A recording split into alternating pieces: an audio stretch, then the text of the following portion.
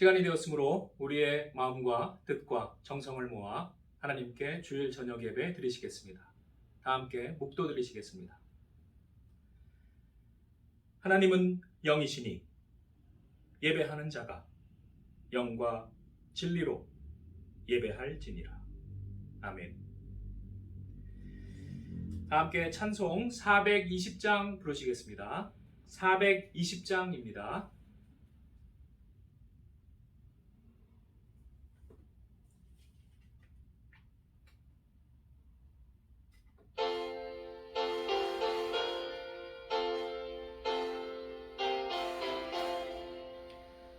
너 성결기 위해 늘 기도하며 너 주 안에 있어 늘 성경 보고 온 형제들 함께 늘 사귀면서 일하기 전마다 너 기도하라. 너 성결기 위해 내 머리 숙여 좋은 일이 계신 내 주께 빌라. 주 사귀어 살면 주 닮으리니 널 보는 이마다 주 생각하리. 너 성결기 위해 주 따라가고 일 다급하여도 당황치 말고 참 즐거울 때나 또 슬플 때나 너 주님만 믿고 늘 따라가라. 너 성결기 위해 늘 기도하며 소원을 주께 다 맡기어라. 너 성령을 받아 주 섬겨 살면 저 천국에 가서 더 잘 섬기리. 오늘 예배를 위하여 이길수 권사님 기도해 주시겠습니다. 사랑과 은혜가 풍성하신 아버지 하나님, 주일 저녁 찬양 예배 드리게 하심을 감사합니다. 지금 코로나 때문에 많은 사람들이 사업도 안 되고 모든 어려움을 겪는 많은 사람이 있습니다. 절망하여서 정말 하나님께 기도조차 안 나오는 사람도 있을 것이고, 찬양을 드리고 싶어도 너무 눈물이 나와 찬양할 수 없는 자들도 있을 것입니다. 그러한 자들의 마음을 어루만지시고 정말 이 시대에 그런 어려운 사람들도 다 지켜보시며 어루만지시고 보살피시는 하나님이심을 보여주셔서 실망하지 않고 낙담하지 않고 다시 예수님의 손을 붙잡고 일어설 수 있는 귀한 은혜를 베풀어 주시옵소서. 절망의 자리에서 그들이 다시 일어설 수 있는 희망을 주셔서 우리들에게 하나님 안에서 진리 안에서 새로운 빛으로 하나님을 영광 돌릴 수 있는 길을 보여주시고, 그리하여 하나님을 향하여 굳게 믿음이 다시 서는 기회로 삼아 주시옵소서. 화가 변해서 보게 되는 귀한 은총을 베풀어 주사 정말 모든 어려운 것들을 전화위복의 기회로 삼고 하나님께 영광과 존귀와 찬송을 올려드리기 부족함 없도록 하나님께서 위로하시고 은총을 베풀어 주시옵소서. 캄캄할 때에 빛이 더 밝게 빛난다고 하셨사오니 아버지 하나님, 크리스찬들이 이러한 때에 하나님의 그 능력과 하나님의 귀한 그 사랑을 보여주는 그러한 하나님의 힘이 넘치는 자들이 되도록 도와주셔서 하나님 우리에게 하는 일마다 하나님께 영광 돌릴 수 있도록 도와주시옵소서. 우리들이 드리는 예배가 하나님을 영화롭게 하고 잘했다 칭찬받는 자들이 되기를 원하며 하나님이 보호하시고 인도하심을 바라보니 주여 도와주시옵소서. 우리 예성교회 모든 가정가정마다 또 그들의 자녀들 참석하지 아니할지라도 어느 곳에서나 하나님이 눈동자같이 지키셔서 머리카락 하나 상치 않게 하시고 보호하시며 하나님이 인도하여 주시옵소서. 이 예배를 시동일관 주관하여 주시려 믿사옵고 예수님의 이름으로 기도드립니다. 아멘. 함께 나누실 하나님의 말씀은 에베소서 4장 22절로 24절입니다. 난 예배에 이어서 동일한 본문 에베소서 4장 22절로 24절입니다. 다 함께 합독하시겠습니다. 너희는 유혹의 욕심을 따라 썩어져가는 구속을 따르는 옛사람을 벗어버리고 오직 너희의 심령이 새롭게 되어 하나님을 따라 의와 진리의 거룩함으로 지으심을 받은 새 사람을 입으라. 아멘. 기도하시겠습니다. 사랑과 은혜가 풍성하신 하나님, 이 시간도 하나님께서 함께 하시고 은총 베풀어 주시고 성령의 지혜 주셔서 우리의 마음 눈을 열어 주시옵소서. 진리의 말씀을 깨닫게 하시며 우리 갈 길을 밝히 보게 하여 주옵소서. 우리 주 예수님의 이름으로 기도드리옵나이다. 아멘. 낮 시간에 서구사회 기독교 문명권의 위기를 솔제니슨의 강연을 중심으로 고찰을 해보았습니다. 7가지를 우리가 낮에 함께 나누셨습니다. 기억이 나십니까? 첫 번째, 시민적 용기가 상실되었다. 그러므로 지도자들이 사라졌다. 두 번째, 물질주의적 복지사회가 되었다. 세 번째, 과도하게 법률에 의존하는 소송사회가 되었다. 네 번째, 자유 개념이 왜곡되어서 선을 행할 자유가 아닌 악을 행할 자유가 강조되었다. 다섯 번째, 언론 권력이 과도하게 되었다.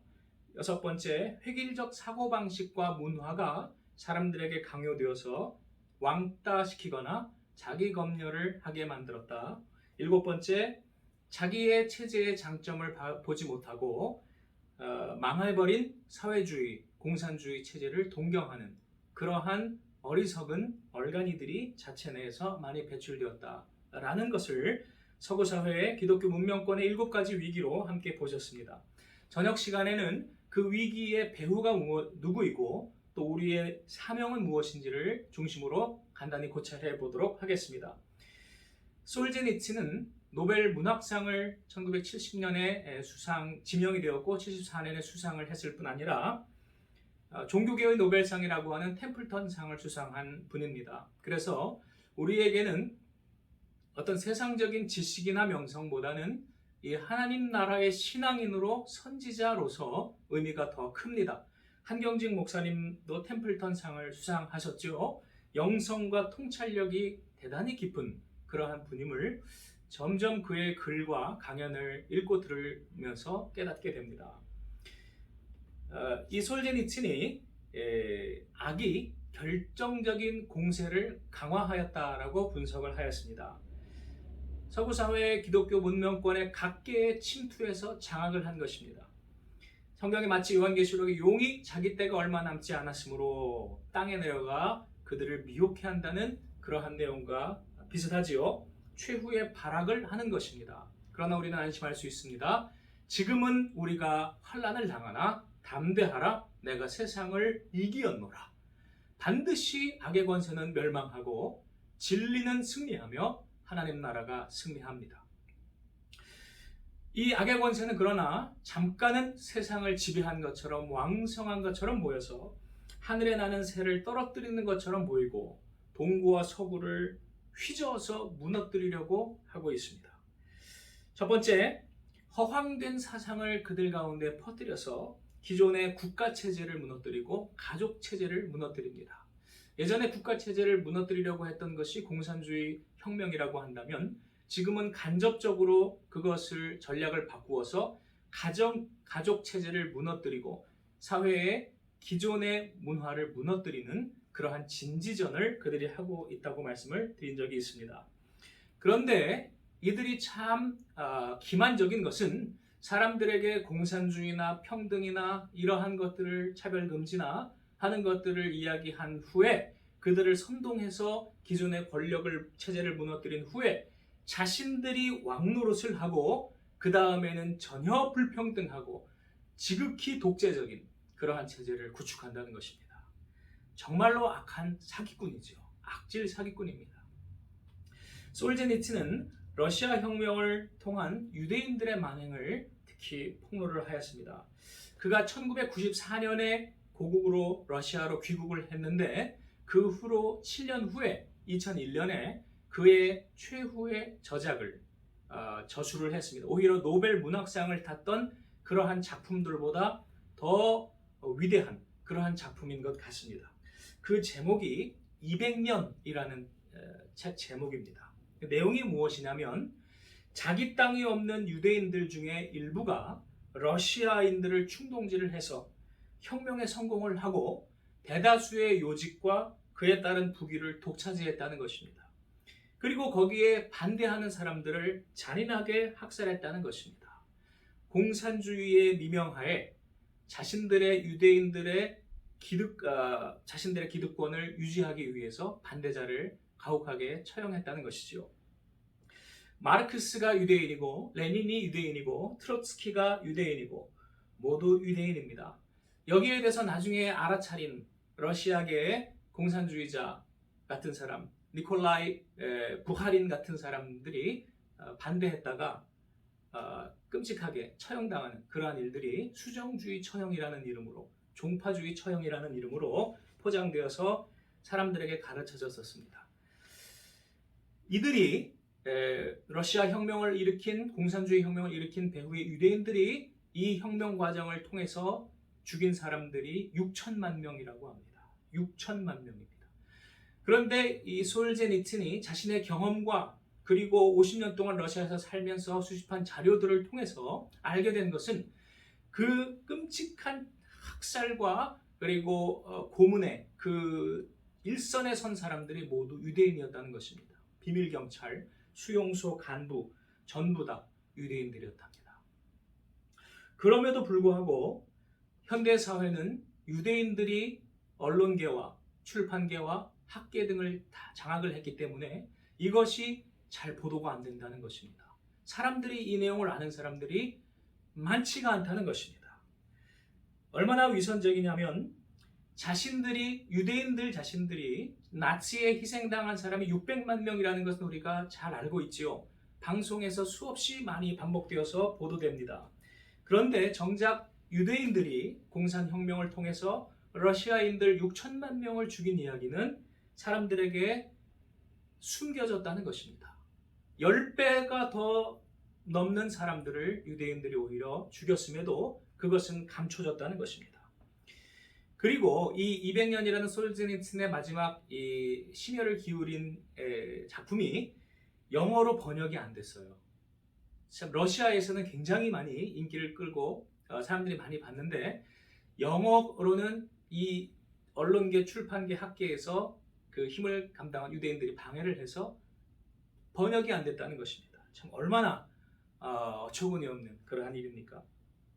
그래서 이 내용을 발췌해서 건너서 이렇게 입수하는 데에도 참 시간이 많이 걸렸습니다. 제가 낮에 그 동영상에 안 올라가고 굉장히 이상한 일들이 낮에 일어나서 여러분들께 좀 문자를 몇 번 드렸죠. 귀찮게 해드려서 죄송합니다만은 그때 제가 어떤 생각이 들었냐면 낮에 그 내용 중에 솔제니친이라는 이야기가 자주 나왔잖아요. 그런데 이것이 바로 이 미디어를 또 장악하고 있는 제가 그 유튜브를 쓰는데 유튜브가 구글에서 운영하는 거거든요. 이 구글 유튜브 같은 데서 검색을 합니다. 검열을 해요. 그러니까 그 검열에서 자기들이 금지어로 표시한 것들이 나오면 이것을 아예 못 올리게 하거나 노란 딱지를 붙이거나 아니면 심한 어떤 방해가 늦어지게 하거나 하는 일이 일어나는 것이죠. 그래서 이런 이상한 오류가 많이 일어나서 저는 혹시 그게 연관되지 않나 하는 생각이 아까 들었었던 것입니다. 그러나 일단 다 올라가서 다행이고요. 우리가 그럼에도 불구하고 우리 진실을 우리 나누고 그리고 함께 하나님의 일꾼과 용사가 되셔야 할 줄로 믿습니다. 여기에서 우리가 한 가지 예수님이 얼마나 위대하신가를 다시 발견하게 됩니다. 유대인으로 나신 게 너무나 위대한 것인 거예요. 다시 생각해 보니까 이 지극히 이기적이고 집단 이기적인 이 유대인들, 정말 심각한 이 사람들 속에서 그 유대주의를 극복한 기독교 정신을 확고히 하셨다는 것이 기적과 같은 일입니다. 나올 수 없는 곳에서 그 평등 사상이 나온 거예요. 유대인 속에서 유대주의를 극복하고 모든 사람을 사랑하시고 섬기는 그 놀라운 그 이야기가 나온 거예요. 그래서 그것을 복음이라고 합니다. 예수님이 너무 놀랍고 다시 생각해 보니까 너무 위대하신 거예요. 대단하십니다. 그러면 솔제니슨의 이야기로 다시 돌아가서 그가 이야기하는 러시아의 모델은 무엇인가? 러시아가 공산주의로 인해서 망했지만은, 그러나 그렇다고 해서 현재의 그 당시에 1978년의 서구 자본주의가 바람직한 모델은 아니다라고 단언을 하고 있습니다. 그러니까 그 사람을 강연에 초대한 그 앉아있는 서구 자본주의의 그러한 사람들이, 힘 있는 유력가들이 상당히 기분이 나빴었던 거죠. 왜 바람직한 모델이 될 수 없냐? 서구 자본주의는 타락했고 부패했고 그래서 나약해져서 악인들이 판을 치는데 입도 뻥끗하지 못하고 스스로 눈치를 보고 그렇게 살고 있다는 것입니다. 유대인들이 날뛰고 무슬림들이 날뛰고 흑인들이 날뛰고 동성애자들이 날뛰고 일부 백인 우월주의자들, 폭력주의자들이 날뛰고 온 나라를 뒤흔들고 선동하여서 대다수의 선량한 기독교인들, 국민들이 불안해하고 그리고 고통을 호소하는데도 비겁하여서 자기들의 안 일만을 생각하는 그러므로 이를 꾸짖지 않고 용감히 맞서지 않는 그러한 비겁한 지도자들, 이러한 서구 자본주의는 따라갈 모델이 아니라고 솔제니츠는 단언하고 있습니다. 이걸 가만히 보면 시간이 40여 년 흘렀지만 우리나라도 지금 동일한 것을 볼 수 있습니다. 좌우를 막론하고 지금 우리나라가 똑같은 상황이지 않습니까? 한 줌도 안 되는 주사파 빨갱이들과 또 한 줌도 안 되는 천민 자본가들이 합세해서 혹은 야합해서 나라 전체를 망가뜨리고 있는데도, 서민들이 정말 망해가고 고통을 당해가고 있는데도 그들을 위해 진실을 바라는 사람이 없고 정말로 서민을 위해서 악에 용감히 맞서는 지도자가 보이지 않습니다. 우리의 현실과 너무나 똑같습니다. 솔제니츠는 그 원인을 이렇게 이야기합니다. 3번 반복해서 이야기합니다. 하나님을 잊었으므로 이 모든 재앙이 우리에게 임했다. 하나님을 잊었으므로 이 모든 재앙이 우리에게 임했다. 그러므로 우리가 해야 할 것은 무엇입니까? 하나님을 기억하는 것입니다.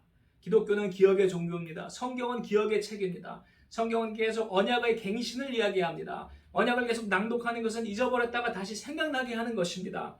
우리가 하나님을 잊었다가도 하나님을 기억하고 내가 범죄하였으므로 이 모든 재앙이 임하였나이다. 다니엘처럼 회개할 때, 느헤미야와 에스라처럼 회개할 때 하나님께서 우리를 도우실 줄 믿습니다. 솔제니츠는 이것을 하나님의 도우시는 손, 이렇게 표현을 하고 있습니다. 성경의 표현이지요. 하나님의 도우시는 전능하신 손이 우리를 도우실 것이다. 동구 사회주의 국가들은 시련을 겪었지만은 영적으로 볼 때에는 서구 자본주의 국가들보다도 더 낫다고 솔제니츠는 이야기하고 있습니다. 왜 그러느냐? 시련을 당한 그 공산혁명 1920년대에도 수많은 순교와 잔인한 처형 가운데 배교하는 사람이 거의 없었다고 합니다.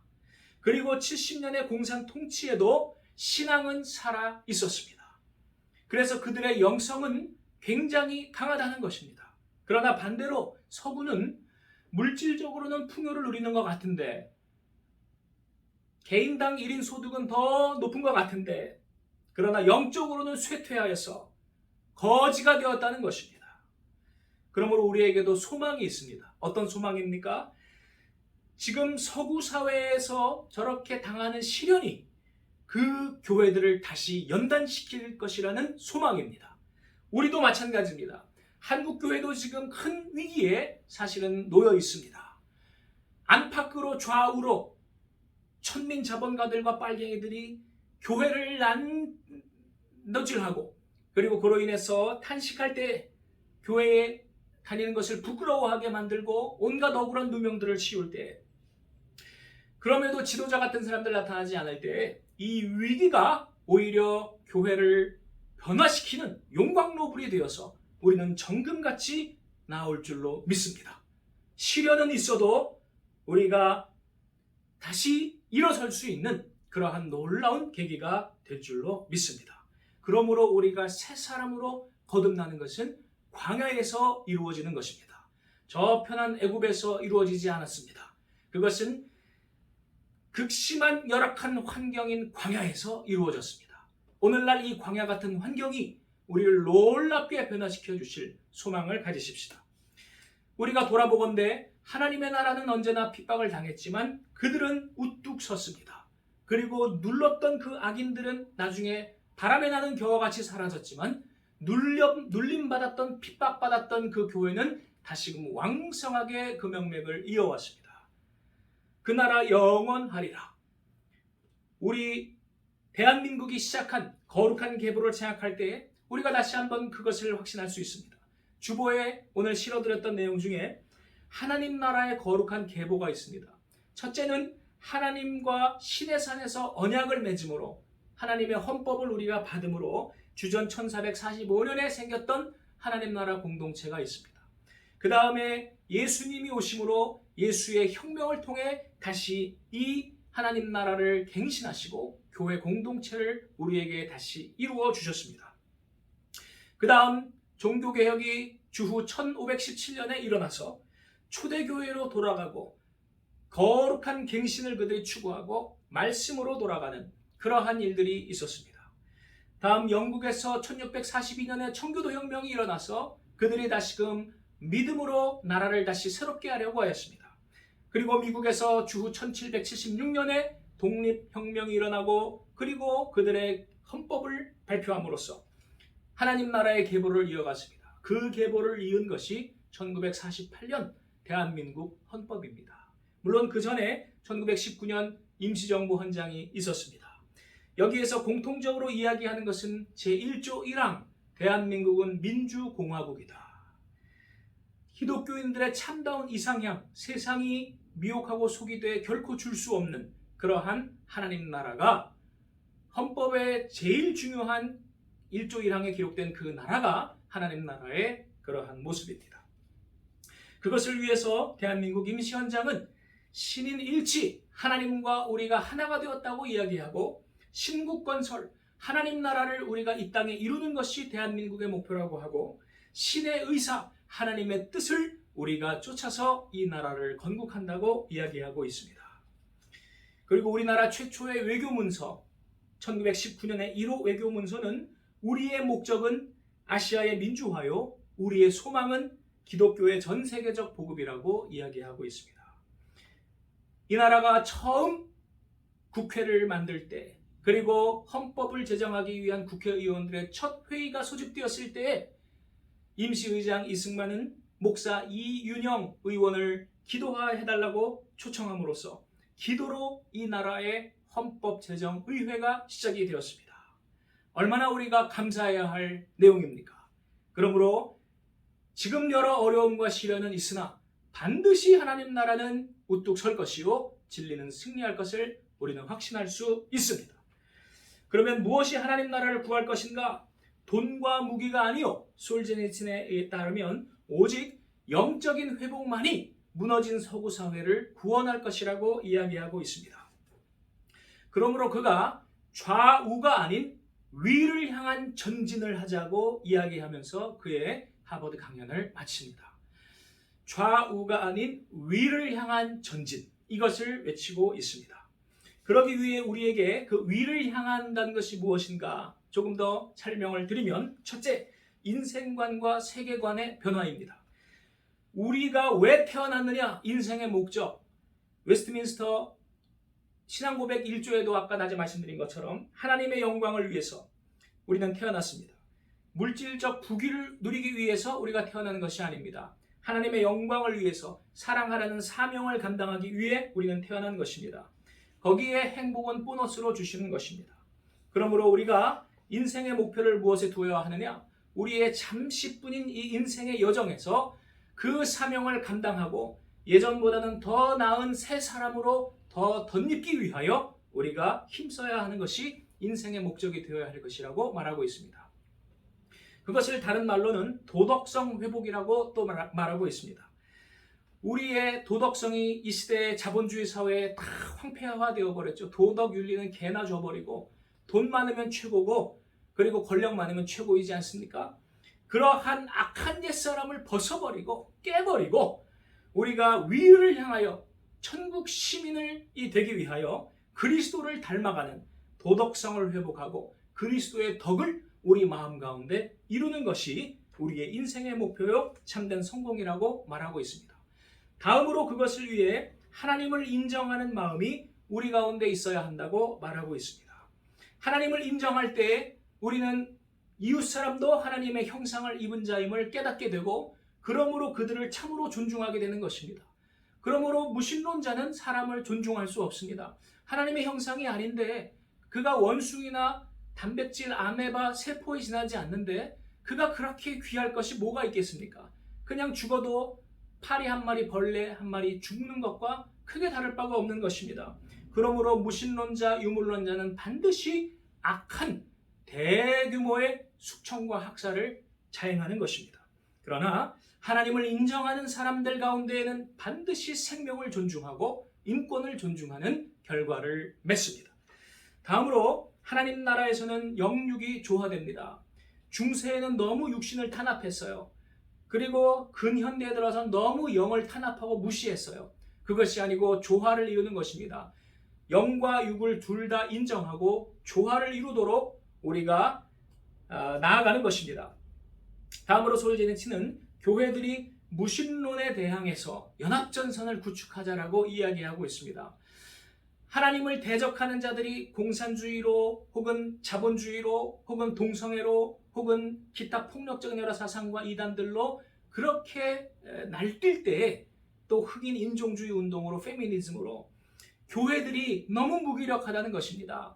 교회가 하나가 되어서 천주교든 정교회든 장로교든 감리교든 합동이든 통합이든 쓸데없는 정치 노름하지 말고 일치 단결하여서 무신론에 대항해야 한다라고 이야기를 하고 있습니다. 그러나 그가 조금 비관적으로 또 이야기를 하는 것은 WCC 이야기를 그가 했어요.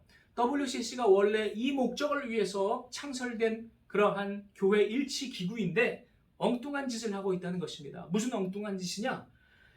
공산권의 그 잔인한 박해 현장에는 눈을 감아버리고 아부하고 제3세계에서는 혁명이 일어나기를 충동질하고 성공하기를 바라고 있다는 것입니다. 자칭 민주화의 이름으로 기타 다른 미명으로 솔제니츠니 볼 때에는 한심한 짓거리를 하고 있다는 것입니다.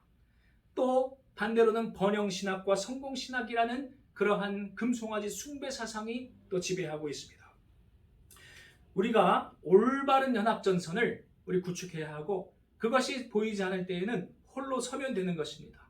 우리가 하나님 앞에 정말 확신을 가지고 나아갈 때에 사람들을 붙여주실 줄로 믿습니다. 우리나라에 그래서 독립교회들이 많아지고 있습니다. 세상을 보고 사람을 보니 기관들, 단체들, 정치 노름뿐이요 탄식한 사람들이 독립교회로 많이 시작하고 있는 것입니다. 그 다음 솔제니츠는 우리의 결단과 의지력을 회복해야 한다라고 이야기하고 있습니다. 죽으면 죽으리라는 각오를 가질 때에 비로소 우리는 승리할 수 있다는 것입니다. 우리가 특별히 진실 전파를 감당할 사명에 있어서 의지력을 가져야 한다고 말하고 있습니다. 자칭 지도자라는 사람들, 그 사람들은 뭔가 돌아가는 판을 알고 있는데 진실을 말하지 않습니다. 왜요? 진실을 말하는 순간 자기에게 돈을 대줬던 후원자들이 끊어지고 돈줄이 끊기고 그리고 자기가 불편하기 때문에 조금의 위험도 감수하지 않으려 하고 꽃가마만 타려 하고 꽃길만 걸어가려고 하기 때문이라는 것입니다. 그런 사람들 전쟁 나면 제일 먼저 도망가는 사람들이 되겠죠. 하나님 나라의 백성은 의지하고 결단하는 사람입니다. 죽으면 죽으리라 각오하고 무엇보다 진실을 하나님 앞에 깨닫고 말하는 사람입니다. 그러므로 앞으로 우리가 이러한 말씀을 인터넷을 통해서 다른 사람들에게 많이 전달하게 될 때에 반드시 탄압하는 사람들이 있을 것입니다. 좌우의 극단적인 사람들이 반드시 당해할 것입니다. 그때 담대하십시다. 우리 승리하십시다. 우리 한마음으로 뭉칩시다.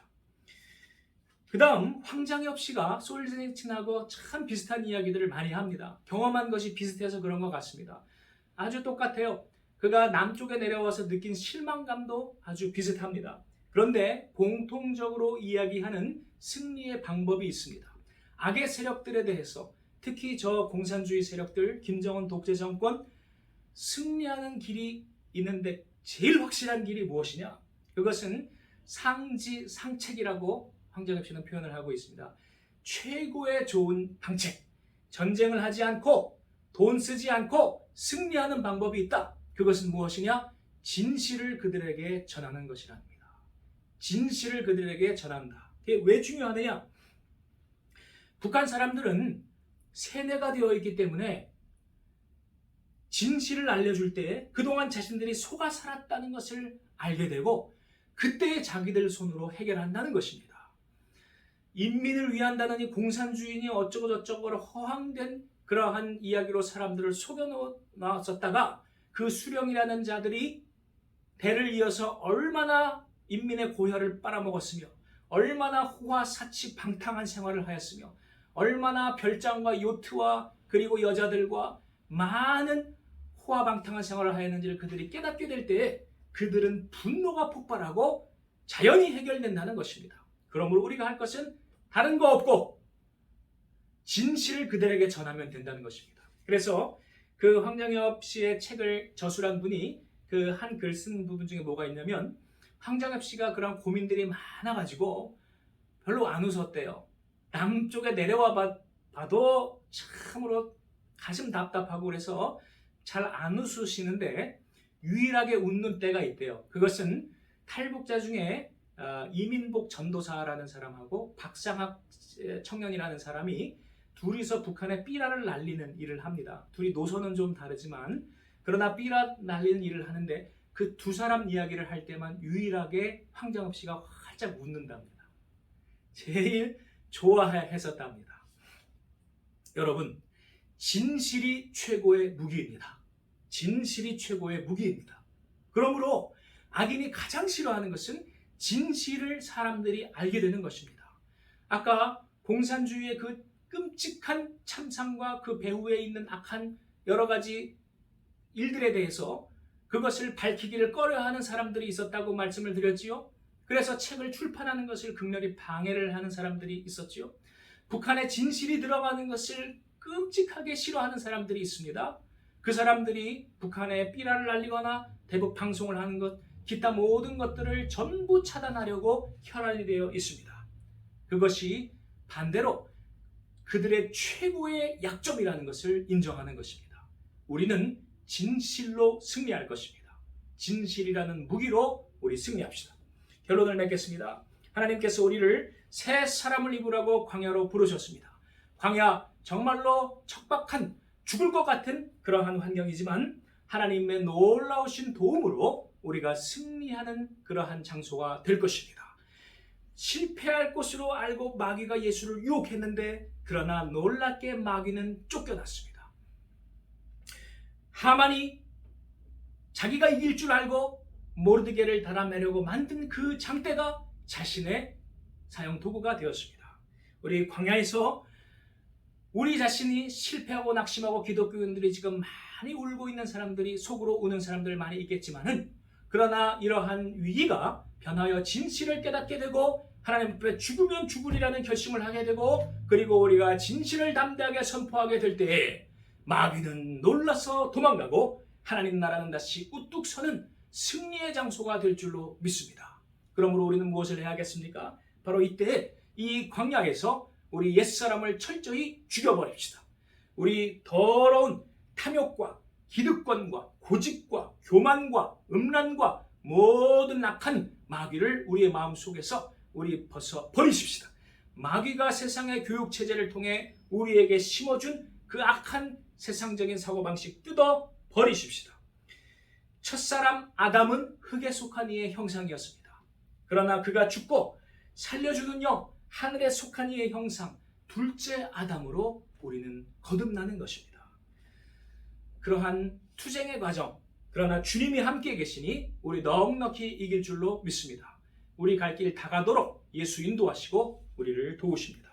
기도하시겠습니다.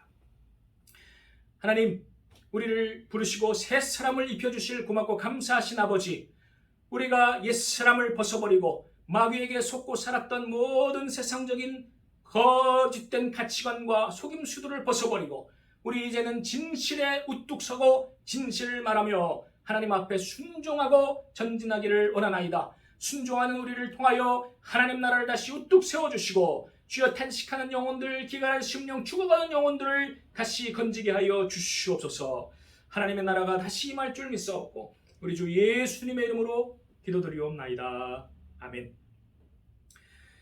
찬송 384장 부르시겠습니다.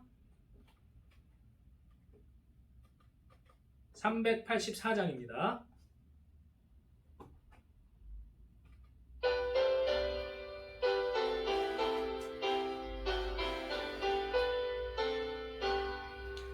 나의 갈 길 다가도록 예수 인도하시니 내 주 안에 있는 긍휼 어찌 의심하리요.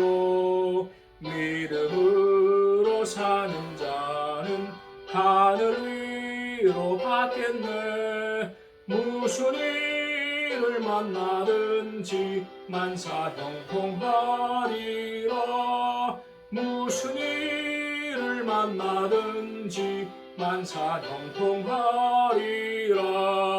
나의 갈 길 다가도록 예수 인도하시니 어려운 일 당한 때도 족하는 해주시네. 나는 심히 고단하고 영혼 매우 가라라. 나의 앞에 반석에서 샘물 나게 하시네. 나의 앞에 반석에서 샘물 나게 하시네. 나의 갈 길 다가도록 예수 인도하시니 그의 사랑 어찌 큰지 말로 할 수 없도다. 성령 감화 받은 영혼 하늘 날아갈 때에 영영 부를 나의 찬송 예수 인도하셨네. 영영 부를 나의 찬송 예수 인도하셨네. 아멘. 교회 소식 시간입니다. 낮에 또 옥수수 잘 가지고 가셨는 줄로 믿습니다.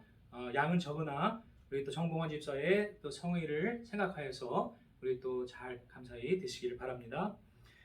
그리고 지난주에 이복재 권사님께로부터 이제 연락이 와서 314에서 새 업자가 제안을 했다는 말씀을 주셨습니다.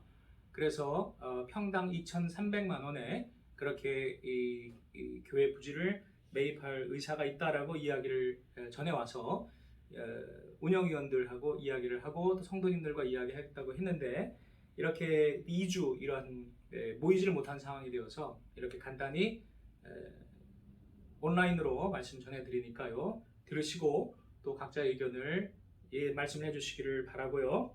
그러나 이제 중요한 내용들은 지난번에 회의 때 이미 큰 것들은 결정을 우리가 이제 했기 때문에 잔류하는 분들이 여기 계속 잔류하자, 고쳐 쓰자라는 분들이 많으시다고 알고 있습니다. 그래서 그러한 것들 혹시 의견이 변화나 궁금한 것이 있으시면 말씀을 해주시기를 바라고요.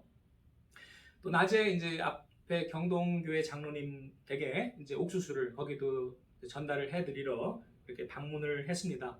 그래서 이야기를 나누다가 자연스럽게 이제 교회 또 주변의 건물 이야기가 나왔는데 그 장로님께서 말씀해 주시기를 그 옆에 장갑집하고 옛날 그 대명 정육점 자리 거기가 팔렸답니다.